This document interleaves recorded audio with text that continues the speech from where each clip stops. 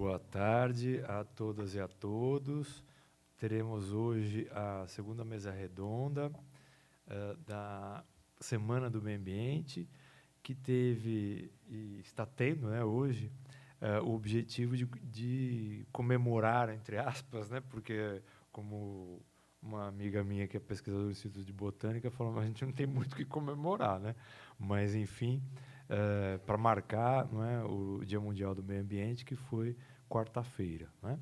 E a intenção desse evento, organizado pela Comissão de Cultura e Extensão da nossa faculdade, é de, né, digamos assim, fazermos uma pequena vitrine, e bem pequena mesmo, mas mostrar que a nossa faculdade, e o apesar não é no sentido pejorativo, não ser das ciências biológicas, né, e sim das humanidades, mostrar que nós temos, né, uma produção de conhecimento acadêmico e científico a respeito das temáticas ambientais, que justamente tem um caráter multidisciplinar, transdisciplinar, e que quando, né, a maioria das pessoas escuta falar de meio ambiente, só vem a ideia da natureza, das ciências biológicas, né, e esquece dessa relação sociedade e natureza, né? Então a intenção foi essa, e tentamos também pegar né, pesquisadoras e pesquisadores, professoras e professores da nossa unidade, dos diferentes departamentos, né, e das diferentes formações, né, das cinco formações de graduação que a unidade tem.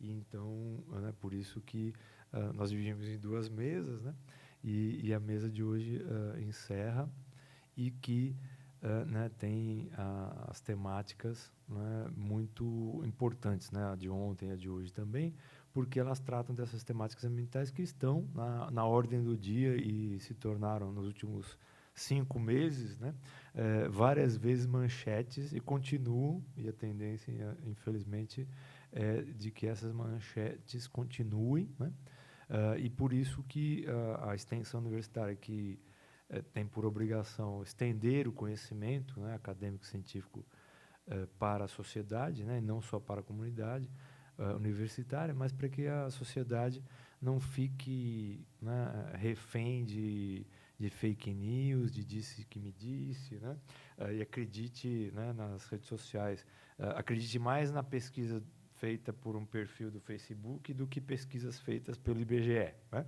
A intenção é propiciar, né, essa maior visualização dessas contribuições acadêmicas, né? E obviamente, esses temas são tratados por pesquisadoras e professoras, pesquisadores e professores da nossa casa.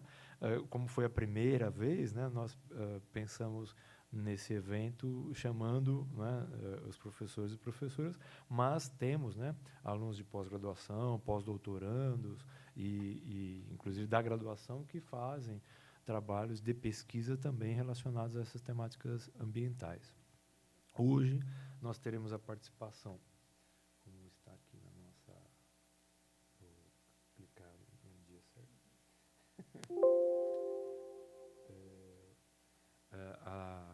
A ideia da gente começar com a professora Larissa, que vai comentar a respeito, né, do uso de agrotóxicos na atualidade. Ela é organizadora de um atlas muito importante, né, recentemente lançado também na versão em inglês na Europa, e que né, justamente a gente tem, né, nessas manchetes notícias de liberação de agrotóxicos, sendo que o PL, né, chamado PL do veneno, por alguns setores, alguns por remedinho para a planta, né, mas que né, ainda em discussão, e que ainda né, medidas para liberar coisas que ainda não estão, né, legalmente possíveis, né, de serem utilizadas, né.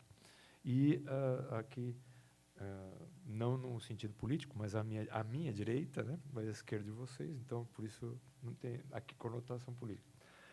A professora Maria Elisa, que vai tratar dessa questão da variabilidade genética, é que é a minha área, a variabilidade, que eu sou da biogeografia, a variabilidade climática, né? E o professor João Paulo, do Departamento de Geografia, né? A professora Maria Elisa como a professora Larissa, e o professor João Paulo, do Departamento de Ciência Política. Então, ontem lá na congregação lembraram, né, que não é no plural. Da extrema direita.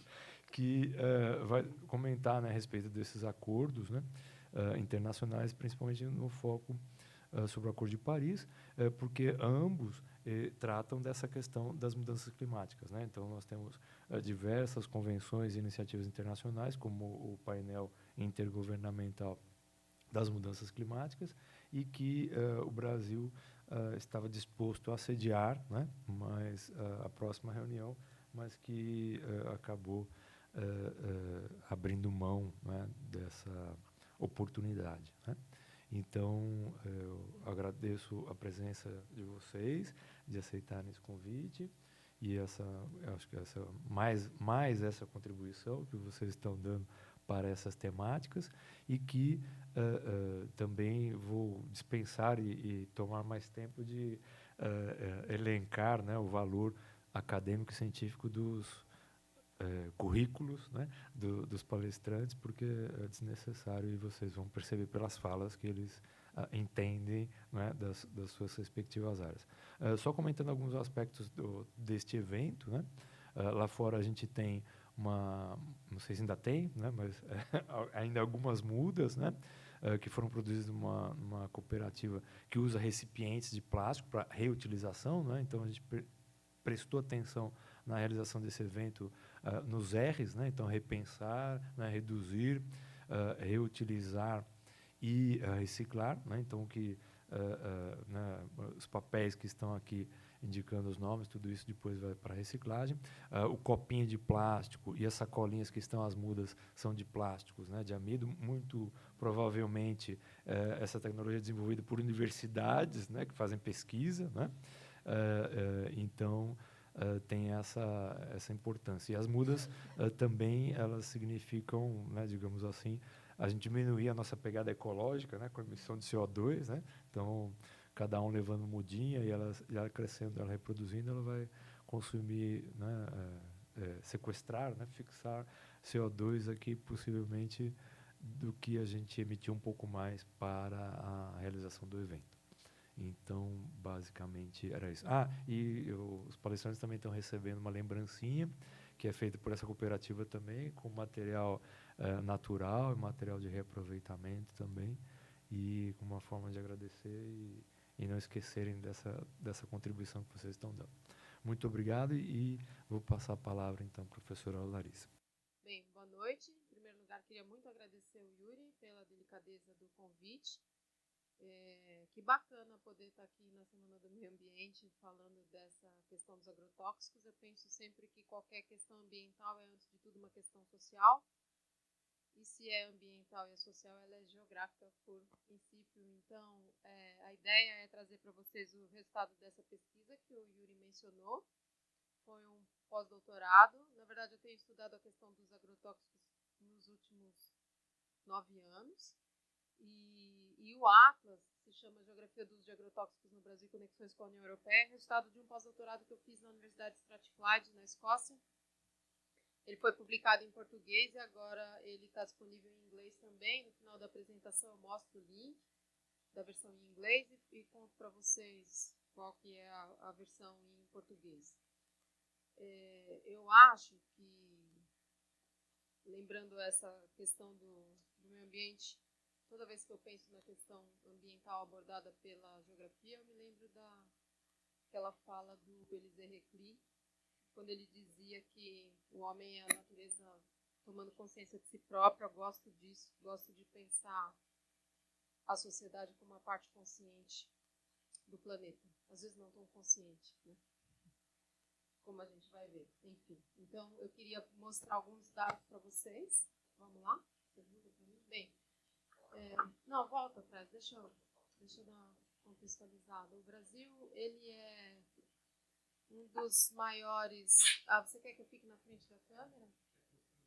O microfone, assim? Tá bom? O Brasil é um dos maiores consumidores mundiais de agrotóxicos. Na verdade, a gente reveza com os Estados Unidos o primeiro e o segundo lugar. E isso tem a ver com a inserção do Brasil na economia mundializada. A gente tem se inserido e tem consolidado um lugar nessa economia mundial que é um lugar subalterno, do ponto de vista econômico, porque a gente está exportando commodities, sobretudo commodities. Dos 10 produtos mais exportados pelo Brasil, 7 são de origem agropecuária, e depois ainda a gente tem nessa lista minério de ferro e petróleo. Então, enfim, ontem vocês discutiram a questão da mineração. Aqui, a mineração e a agropecuária estão pautando o nosso lugar na economia mundo. E é um lugar subalterno, porque quando a gente fala de exportação de commodities, a gente está falando de produtos com baixo valor agregado. E a lógica do uso de agrotóxicos no Brasil, ela tem a ver com esse lugar, com esse projeto de nação. Acho que não dá para chamar de projeto de nação, mas, enfim, a maneira como o Brasil se consolidou e está mostrando que está avançando cada vez mais nesse caminho, que é um caminho muito perigoso do ponto de vista da saúde humana e da saúde ambiental. Então, o Brasil é um dos maiores exportadores mundiais de soja, açúcar, o etanol feito a partir da cana-de-açúcar, o etanol do milho é os Estados Unidos, o maior exportador, café, suco de laranja, tabaco, milho, carne bovina, carne de frango, e também acrescentaria papel e celulose e carne suína. E isso tem um rebatimento enorme na nossa ocupação territorial, no fim das contas, porque se a gente for olhar só para os cultivos de eucalipto no Brasil, eles correspondem a uma área equivalente, quase igual a Portugal, quase igual a Escócia, ou equivalente a 2 Bélgicas e meia, só em eucalipto. Imaginem o que é a riqueza, a biodiversidade, essa riqueza de um país inteiro como Portugal, reduzido só a eucalipto. Aí o próximo. Aqui a área ocupada com cana-de-açúcar no Brasil, ela corresponde a 3 Bélgicas e meia, ou 1,1 Portugal, ou 1,3 Escócia. E o próximo, a área com soja no Brasil, ela equivale a quase 11 Bélgicas, ou 3,6 Portugais, ou 4,2 Escócias. Então, se a gente somar as áreas de soja, cana e eucalipto no Brasil, a gente tem o equivalente a 5 Portugais e meio. Imagina o que é reduzir uma área do país equivalente a 5 Portugais a 3 cultivos, soja, cana e eucalipto. E aqui uma comparação com a Alemanha não está aqui por acaso, já vou falar por quê. A gente tem o equivalente a uma Alemanha só em soja no Brasil. Escolhi a Alemanha também por causa do tamanho. Tem uma amiga alemã que trabalha na Universidade de Satisfy, eu mostrava as versões antigas com a Bélgica, ela falava, não, Bélgica não dá, né? Porque Bélgica é muito pequena, é piada. Então eu falei, bom, esse aqui, antes de viajar, preparei esse para mostrar para esse aqui com a Alemanha, pronto. E daí o Atlas foi lançado na Alemanha e fez muito sentido, porque como a gente vai ver, na verdade as empresas alemãs, elas estão controlando o mercado mundial de agrotóxicos. E a gente tem no Brasil uma área equivalente a uma Alemanha inteira. Soja. Então isso é muito significativo. A gente tem 30 milhões de hectares só com soja no Brasil. Próximo, mais de 30 milhões. O que tem acontecido no fim das contas é que a gente tem ampliado as áreas de cultivo, por exemplo, de soja e cana-de-açúcar e diminuído as áreas de arroz, feijão, trigo e mandioca. Então vejam, nessa lógica da economia mundializada, a agricultura ela é cada vez menos produção de alimentos. O alimento perde o seu valor de uso, digamos assim, e transmuta-se em valor de troca quando a gente fala tanto da exportação de commodities quanto da exportação de agroenergia. Então, a gente tem um avesso no sentido de alimento e tem a transformação disso em duas coisas que são completamente estranhas à ideia da natureza humana, o alimento enquanto potência de alimentação humana. E daí a gente tem diminuição das áreas, dos 4 pilares da alimentação brasileira. A gente tem nuances regionais, mas arroz, feijão, trigo e mandioca são os 4 pilares da cesta básica brasileira. E nos últimos 10 anos a gente tem importado feijão. Então, o que tem acontecido é que, ao invés de nós caminharmos no sentido da construção da segurança alimentar, que soberania nem tangenciamos, a gente tem, ao contrário disso, transformado toda a lógica da agricultura uma lógica daquilo que a gente poderia chamar de cassino do capitalismo internacional, que é a bolsa de mercadoria. E aí que essa lógica dessa agricultura ela está assentada no uso massivo de agrotóxicos, acho que todo mundo tem essa noção. E nos últimos anos a gente tem aumentou em 25% o consumo de agrotóxicos no Brasil. Então, quando a gente fala em monocultura nos trópicos, o Yuri está aqui, para não me deixar mentir sozinho, a gente está falando de virar ao avesso no sentido dos trópicos do ponto de vista de como isso se organiza. Então, quando eu respondei falar isso no Yuri da Maria, eu puxar minha orelha, vocês vão resolver isso agora. Quando a gente está falando em clima tropical, a gente fala em umidade e temperatura conjugados, e quando a gente tem umidade e temperatura, a gente tem maior biomassa e maior biodiversidade, certo? Então, quando a gente impõe aos trópicos uma agricultura que é monocultora, a gente vai ao avesso do que seria, por exemplo, um manejo de prática agroecológica quando a gente mimetiza a natureza em cada domínio morfoclimático. E daí será uma agricultura químico-dependente, primeiro porque, em geral, quando a gente fala de monocultura, a gente está falando de uso de maquinário pesado. Quando a gente usa maquinário pesado, há uma compactação do solo, muda toda a microbiologia do solo, a porosidade, e daí os fungos aparecerão com certeza, porque a água vai estar numa quantidade, num momento e num lugar que não era para estar, e o fungicida entra. Entrarão também os inseticidas, etc., porque quando a gente também está utilizando os fertilizantes químicos, a gente muda todo o arranjo físico-químico das plantas e elas se tornam potencialmente doentes. Então, os insetos aparecerão, outras formas de doença também aparecerão. Então, esse modelo de agricultura, que tem uma Alemanha inteira só em soja, é um modelo que demanda necessariamente esse pacote químico. E isso ajuda a gente a entender por que é que a gente teve um aumento de 25% do uso de agrotóxicos dos últimos anos no Brasil. E se nós olharmos, em termos absolutos, evidentemente, a região centro-sul é aquela em que a gente usa a maior quantidade de agrotóxicos, mas, entanto, as cores representam o quão mais intenso é esse uso nos últimos anos, aí comparando 2012, 2014, 2015, 2017. A gente vai ver que a região amazônica é aquela em que mais aumentou o uso de agrotóxicos, e isso está sem dúvida relacionado ao avanço, sobretudo da soja na região norte do país. A gente tem uma média em estados como, por exemplo, São Paulo e Mato Grosso, de 12 a 16 quilos de agrotóxicos por hectare.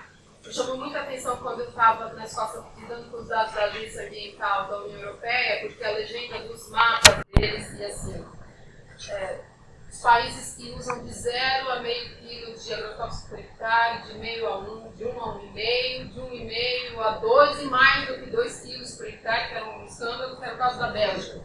No Brasil a gente está falando de 12, 16, 20 quilos por hectare. Então há uma simetria tremenda quando a gente olha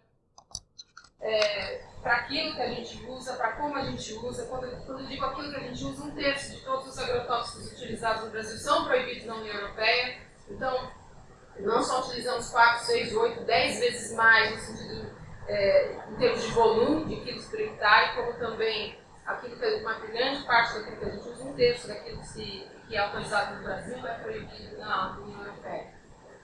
Próximo, por favor. E aí o que acontece é que a gente tem um quadro tóxico do ponto de vista da saúde humana. Esse é um mapa que mostra a quantidade de pessoas intoxicadas com agrotóxicos no Brasil. Normalmente os círculos eles representam os números absolutos, pessoas que se intoxicaram, e as cores dos estados, a relação entre o número de pessoas intoxicadas e a população de cada estado. E aí a gente sabe que a região do Centro-Sul é aquela que congrega maior número de casos, mas, por exemplo, o Tocantins e Pernambuco acabam descontando nessa relação quantidade de pessoas intoxicadas da população do estado, em função daquilo que a gente chama de agronegócio, do agronegócio. Então, Tocantins nessa franja de expansão da soja, Pernambuco é uma situação particular que depois eu vou falar um pouquinho, se for necessário, que tem a ver com essa fruticultura ligada para a exportação. Em termos numéricos, o que esse mapa significa? Pode ir próximo. A gente teve nesse período de 2007 a 2014 25 mil pessoas intoxicadas com agrotóxicos no Brasil. que dá uma média de 8 pessoas por dia. Isso em números oficiais. O Ministério da Saúde calcula que para cada caso de intoxicação notificado, nós temos 50 outros não notificados. Então é possível que nesse período nós tenhamos tido não 25 mil pessoas intoxicadas, mas 1.250.000 pessoas intoxicadas com agrotóxicos. Os dados vão só até 2014, não porque os números estão desatualizados, mas porque o Ministério da Saúde simplesmente tirou as informações a partir de 2015 e elas não são mais públicas. E, vamos próximo. A principal causa de intoxicação notificada no Brasil é isso que aparece em vermelho, os gráficos, que são tentativas de suicídio. Pessoas que ingeriram agrotóxicos para tentar se suicidar. Evidente que um caso de tentativa de suicídio vai virar um número na estatística, porque passou pela polícia, passou pelo serviço de saúde, e, portanto, o Ministério da Saúde tem conhecimento desse caso. Então, claro que isso aparece inflado, a gente sabe disso, mas, por outro lado, a gente tem, tanto na literatura científica internacional quanto na literatura científica nacional também, importantes estudos de caso que fazem uma correlação direta entre exposição crônica a determinados agrotóxicos, sobretudo os chamados organofosforados, e casos de depressão severa, e a tentativa de suicídio aparece como, digamos, a ponta de uma exposição que é frequente. A gente tem um importante estudo no Rio, no Mato Grosso do Sul, no Rio Grande do Sul e em Minas Gerais, estudos de caso que mostram essa correlação assim, de forma indubitável. Aí o próximo, por favor. E aqui um mapa só com tentativas de suicídio por ingestão de agrotóxicos. Nós tivemos nesse período mais de 9.500 casos de tentativas de suicídio por ingestão de agrotóxicos. Uma parte desses casos são de crianças entre 10 e 14 anos, o que é muito grave. Uma coisa que me tocou muito ao fazer a pesquisa foi verificar que 20% do total da população intoxicada se referia a crianças e jovens de 0 a 19 anos. É muito grave, 20%. Um quinto de toda a população intoxicada são crianças e jovens de 0 a 19 anos. Aí o próximo, por favor. Uma parte dessas pessoas intoxicadas, não só por tentativa de suicídio, mas por outras formas, morreu. Então, esse é um mapa sobre mortes por intoxicação por agrotóxico. O Paraná tem um grande número de casos, mas também, proporcionalmente, de novo, Ceará e Pernambuco, o Nordeste vai aparecer de forma muito significativa, sobretudo por conta do cultivo de frutas, com uso intensivo de agrotóxicos. No caso do Ceará, são os municípios do chamado perímetro irrigado, em que isso aparece de forma mais contundente, porque são justamente aqueles em que uma parte das comunidades foi expulsa de suas terras e implantou-se essa agricultura, muitas vezes controlada por empresas transnacionais, produtoras de frutas, e casos gravíssimos, assim, desde câncer até puberdade precoce. E quando eu falo em puberdade precoce, eu não estou falando apenas de meninas que menstruam antes do período esperado, mas eu estou falando de bebês de 2 meses com mamas inteiras por anos. Então, é algo assustador. Em função disso, há um movimento importante no Ceará chamado Movimento 21. E o Movimento 21, em função de dia 21, foi a data de assassinato de uma liderança chamada José Maria do Tomé, que foi uma das primeiras lideranças a identificar esse uso de agrotóxicos e a relação entre problemas de saúde, sobretudo nas crianças, e a exposição a essas substâncias. Essa liderança dele foi assassinada, enfim, está toda uma movimentação que reúne igreja, universidade e as comunidades, e o Ceará foi o primeiro estado a aprovar recentemente uma lei que proíbe a pulverização aérea. Está em discussão se é constitucional, se não é, mas enfim, o Ceará já propôs, está sendo discutido no Paraná, acho que é o segundo estado que isso aparece com mais força, e também já foi proposto aqui em São Paulo. É uma discussão importante. Pulverização aérea é outro elemento dessa simetria Brasil e União Europeia, quando a gente olha para essa questão de agrotóxicos, porque a pulverização aérea é proibida desde 2009 na União Europeia. Há 10 anos ela foi proibida e é o principal mecanismo de utilização de agrotóxicos no Brasil. Então, em termos numéricos, nós tivemos nesse período 1.186 mortes por intoxicação por agrotóxicos, com uma média de 148 por ano, ou uma a cada 2 dias e meio. Cada 2 dias e meio, uma pessoa no Brasil morre intoxicada com agrotóxicos. quantos brumadinhos em agrotóxicos a gente tem? Quando a gente olha quais são as culturas destino, digamos assim, do volume, né? Em termos de volume dos agrotóxicos, a gente vai ver que a soja aparece em primeiro lugar, 52%, depois milho. Então, 75%, 3/4 de todo o volume de agrotóxicos utilizado no Brasil vai para esses três cultivos, soja, cana e milho, 75%. Tá bom, vamos fazer uma versão de bolsa. Olha só, o principal agrotóxico utilizado no Brasil é o glifosato, mais de 1/3 do volume. Eu deixei esses dois em destaque porque estão entre os 10 mais vendidos e esses dois são proibidos na União Europeia. Esse, o Atepado em 2003, a Atrazina em 2004, ambos são inseticidas, ambos são neurotóxicos. Essa é uma imagem de ratos criados, submetidos a uma dieta com resíduo de glifosato, uma dieta com nitrogênio, com água contendo resíduo de glifosato. Eu digo, eu não sou da área da saúde, mas eu juro que eu estou vendo os tumores nos ratos, eu aposto que vocês também estão. As fêmeas aumentaram a possibilidade de terem tumores mamários e os machos tumores no sistema gastrointestinal. Em função dessa e de outras pesquisas, a Organização Mundial da Saúde através do IARC, que é o Instituto, Agência Internacional de Pesquisa sobre o Câncer, identificou e classificou o glifosato como potencialmente cancerígeno para humanos. A classificação se chama 2A. 2A é comprovadamente cancerígeno para animais mamíferos e potencialmente cancerígeno para humanos. Esse aqui é o mercado mundial. Quem são as empresas que controlam a produção dessas substâncias? Então, em primeiro lugar, Syngenta. Depois as outras eu vou falar delas agora.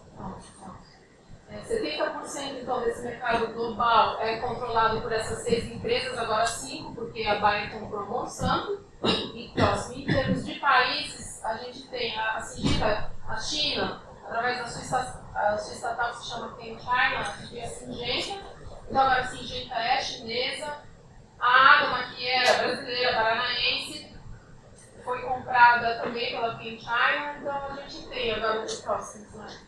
A Alemanha, as empresas alemãs controlam 34% do mercado de agrotóxicos, então por isso também aquele mapa com a Alemanha, discutindo o mínimo, né, essa contradição que envolve as empresas terem sede na Alemanha, por exemplo, ou na Suíça, como é o caso da Syngenta, e proibirem substâncias em seus territórios que, no entanto, devem para países como o Brasil e outros países da América Latina.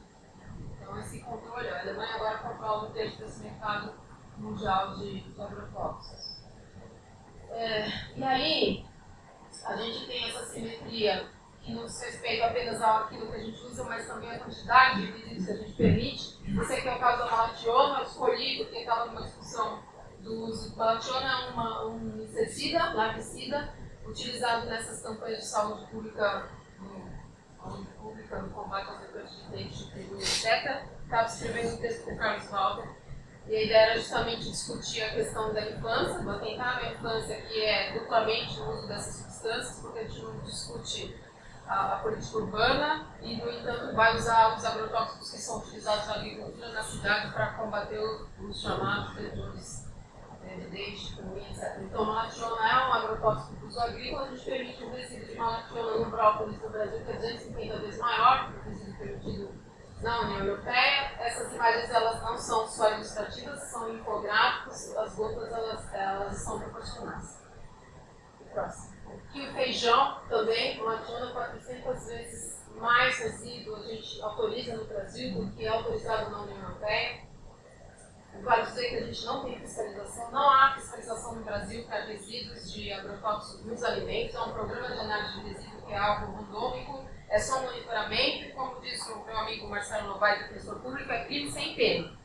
É simplesmente uma constatação, não há fiscalização, não há. O último programa de análise de resíduo foi em 2015, o glifosato mais vendido nem foi avaliado, a soja, que recebe 50% do total de agrotóxicos no Brasil, também não foi investigada. Então, a gente tem no nosso imaginário a ideia de que os produtos frescos são aqueles mais perigosos, porque justamente são aqueles que são investigados pela Anvisa. E, curiosamente, são aqueles que são originários da agricultura camponesa familiar. Então, o grosso digamos assim, da produção do agronegócio não é investigada nesses programas de análise de resíduos. E aí, aqui é o caso da soja, a gente permite um resíduo de glifosato, que é aquele da imagem dos ratos alimentados com resíduos dessa substância. A gente permite um limite 200 vezes maior de glifosato na soja no Brasil do que na União Europeia. O que significa? Se uma criança de 20 quilos consumir 100 gramas de soja num dia, ela extrapola em 20% que o seu peso corporal poderia tolerar dessa substância. Muito típico, acho que é grátis. Uma criança de 20 quilos consumir 100 gramas de soja num dia, dentro dos limites permitidos no Brasil, ela extrapola em 20% que o seu peso corporal poderia tolerar dessa substância. É o próximo. Outra questão à parte é a questão da água potável no Brasil. Eu vou pegar dois exemplos só, outros. A gente permite um limite de 2,4-D, que é um herbicida, o segundo mais vendido no Brasil. Ele é conhecido como herdeiro do agente laranja, ele é um esfoliante químico, essa expressão herdeiro do agente laranja não é uma metáfora, é verdade, é uma variação da substância utilizada na guerra do Vietnã. Enfim, a gente permite um resíduo na água potável brasileira de 2,4-D, 300 vezes maior do que o resíduo permitido na água potável da União Europeia.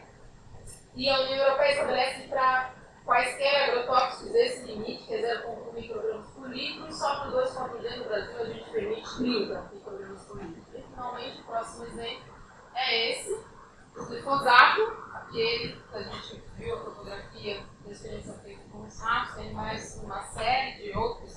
O glifosato não causa só câncer, também causa problemas hormonais e problemas de autodisfunção endócrina também. Há uma experiência feita com coelhos brancos machos, de restrição uma dieta com resíduo de glifosato, e o achado dessa experiência foi que esses coelhos brancos machos tiveram uma diminuição do peso corporal, diminuição das ejaculações, diminuição da libido e aumento dos espermatozoides anormais e mortos. Então a gente permite o resíduo dessa substância na água potável brasileira, que é 5 vezes superior ao limite permitido na União Europeia. Essa substância estava sob avaliação, sob consulta pública na Anvisa até ontem.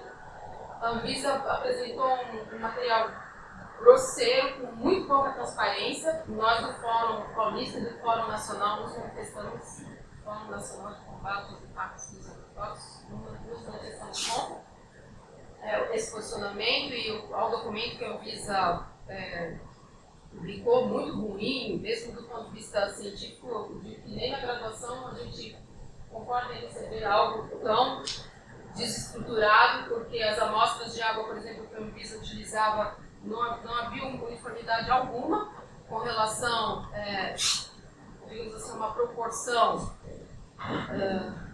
minimamente coerente com o uso de agrotóxicos para cada estado. Então, por exemplo, o Mato Grosso, que usa 3 vezes mais glifosato do que São Paulo, teve 30 amostras, e São Paulo 300. Não lembro exatamente os números, mas era algo totalmente desproporcional. As amostras não foram colhidas nos períodos devidos, enfim, falta de transparência. A Anvisa contratou um pesquisador para fazer o relatório técnico de avaliação do glifosato. Todo esse movimento ao longo dos últimos anos sempre foi feito em parceria com a Fiocruz e com as universidades públicas. Dessa vez tratou uma consultoria que a gente não faz ideia de quem seja, e o relatório técnico nem foi disponibilizado. Então, esse é o quadro, acho que comparativo, da água. E aí, pior do que isso, nós temos 500 ingredientes ativos, 500, mais de 500 agrotóxicos autorizados no Brasil, e só 27 aparecem na portaria da água. A portaria da água é, digamos assim, a legislação que indica quais substâncias devem ser fiscalizadas na água no Brasil. Para ela, para o glifosato, a gente tem um limite estabelecido. Para outras substâncias, nem sequer nós temos esse limite estabelecido. Próximo. E aqui eu vou mostrar rapidamente 3 mapas. Aqui as exportações brasileiras de cítricos para a União Europeia. No lado superior esquerdo, a lista de agrotóxicos proibidos na União Europeia e autorizados no cultivo dos cítricos no Brasil. Próximo, por favor. Aqui a mesma coisa, só que para o café. E o próximo, a caso da soja, mesma coisa aqui, são 150 agrotóxicos autorizados para soja no Brasil, 35 são proibidos na União Europeia. A União Europeia importa, embora não seja um grande importador da soja brasileira, importa, mas só para alimentação animal, não para alimentação humana. Então a gente costuma chamar isso de ciclo de envenenamento, porque as empresas têm sede, por exemplo, na União Europeia, vendem produtos que são proibidos lá para nós, mas de alguma forma isso volta para a União Europeia, os produtos que são exportados pelo Brasil.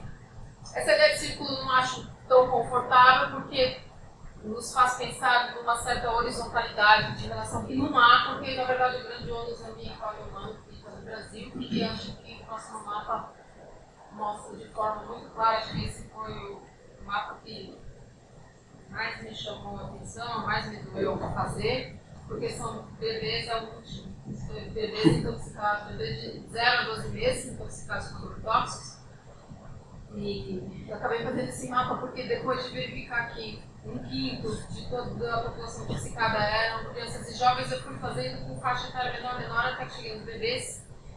E nós tivemos nesse período 343 bebês intoxicados em números oficiais.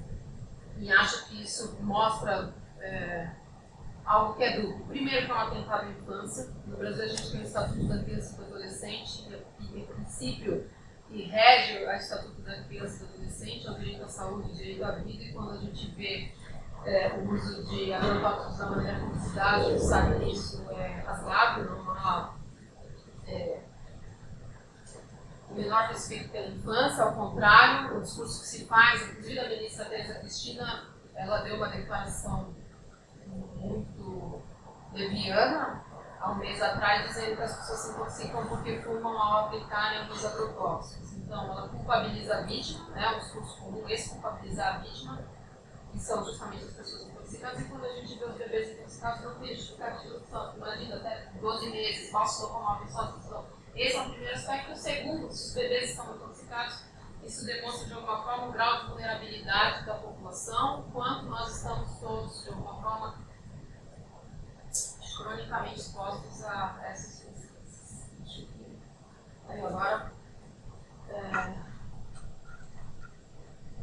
em termos numéricos, então, nós tivemos 243 bebês intoxicados. É possível que nós tenhamos tido, na verdade, 17 mil bebês intoxicados, se formos olhar para essa subnotificação no Brasil, que é de 1 para 50, né? Só 2% dos casos são reportados, então acho que isso mostra de maneira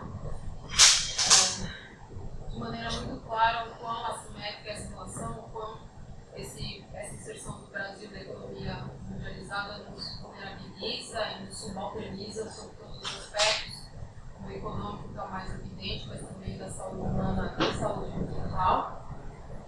Era isso que eu queria mostrar para vocês. Então, o próximo slide, o link para o download do Atlas, essa foi a versão em inglês.